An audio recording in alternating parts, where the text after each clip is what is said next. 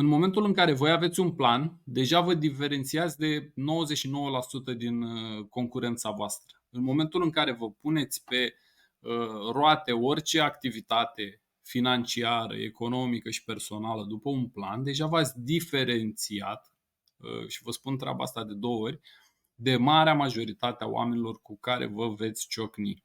Eu fac parte dintr-un program de mentorat care pentru mine a fost un factor diferențiator și un factor de schimbare pentru mine. De ce? Pentru că mi-a structurat ceea ce deja știam că vreau să fac, ce deja știam cum vreau să fac.